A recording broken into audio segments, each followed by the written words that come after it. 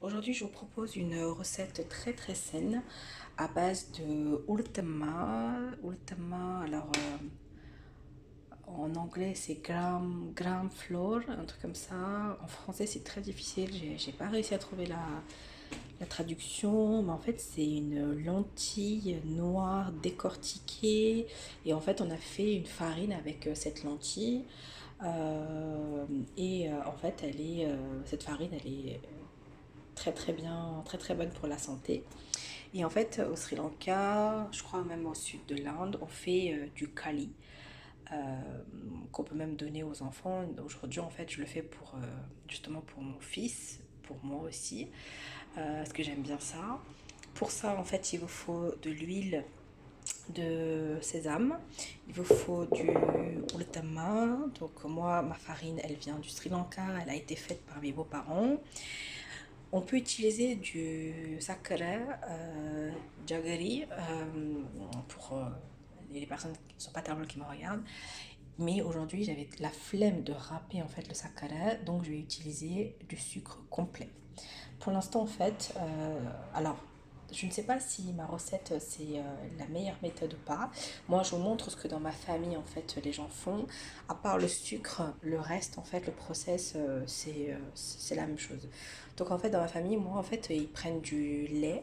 Ici en France, je crois qu'au Sri Lanka, ils font du lait de coco, mais en Europe, on n'utilise pas du lait de coco pour toutes nos recettes parce qu'ils disent que c'est pas bon pour le cœur et tout. Donc dans une casserole, j'ai mis du lait frais.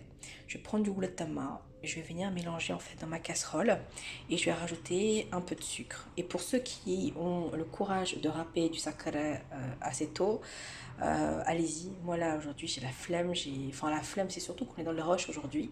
Donc je vais faire avec ce que j'ai. Donc pour ceux qui ne connaissent pas, regardez, ça ressemble à ça, le tama. Ça sent très bon. Enfin moi en tout cas, j'aime beaucoup l'odeur.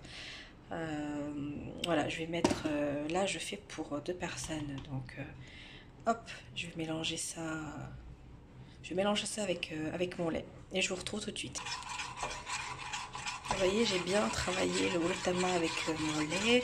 Normalement, quand votre farine est de bonne qualité, c'est-à-dire bien tamisée, vous ne devriez avoir aucun grumeau. Donc, il faut bien mélanger. Et dès que vous avez un mélange un peu épais, vous pouvez mettre sur le feu à ce moment-là. Donc là, j'ai pas encore rajouté mon sucre, donc je veille bien à ce qu'il y ait une bonne consistance. Je vais rajouter mon sucre et je mets ça sur le feu et je vous retrouve après. Donc j'ai rajouté mon sucre. C'est vrai que hors caméra en fait je touille beaucoup pour que ça se mélange bien en fait la farine, le sucre, le lait. Et bon après c'est vrai que la farine là elle est vraiment de très bonne qualité donc j'ai pas du tout de grumeaux, rien. Donc c'est beaucoup plus simple à travailler. Et mélangez bien. Là c'est hors feu donc c'est pas encore allumé. Il faut vraiment bien mélanger.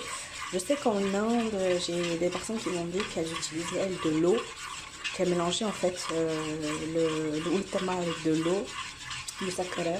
Moi au Sri Lanka, j'ai jamais vu faire ça avec de l'eau. Donc vous voyez, chaque pays a son truc. Et je pense que nous-mêmes, entre nous, on doit avoir nos techniques. Donc, mais en tout cas, c'est très bon. C'est ça l'essentiel. Donc je vais allumer mon feu et on va commencer à touiller. Alors, justement, quand vous êtes sur le feu, faut pas arrêter de mélanger parce que sinon votre mélange va cramer, votre sati ariplikum. Donc c'est pas le but. Donc on fait très attention. Donc on y va doucement avec le feu et on mélange bien.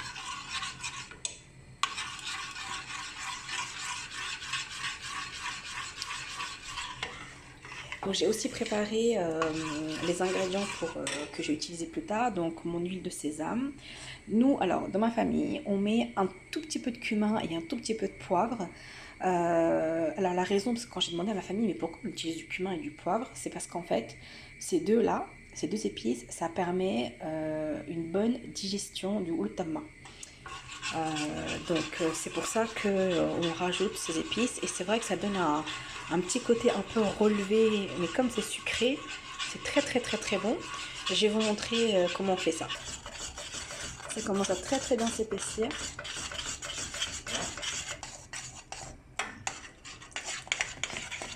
On continue de bien mélanger pour pas que la casserole elle prenne feu. Et on rajoute l'huile de sésame pour que tout se décolle bien. L'huile de sésame. On n'est plus beaucoup, mais bon, ça fera l'affaire. Et on mélange, on mélange. Je viens de rajouter mon poivre et mon cumin et j'ai rajouté encore de l'huile de sésame et on continue de touiller. Ça fait de l'exercice pour le bras, mais c'est bien. Mon coulis est terminé, donc j'ai servi ça dans un petit bol. Alors la couleur, on ne laisse pas à désirer, mais c'est très bon. Avec la lumière là, le goût est là, c'est très bon, franchement c'est délicieux avec ce petit côté de poivre et cumin. Désolée, j'ai mon mari derrière qui fait un peu l'andouille. Et voilà, sur ce, bonne dégustation.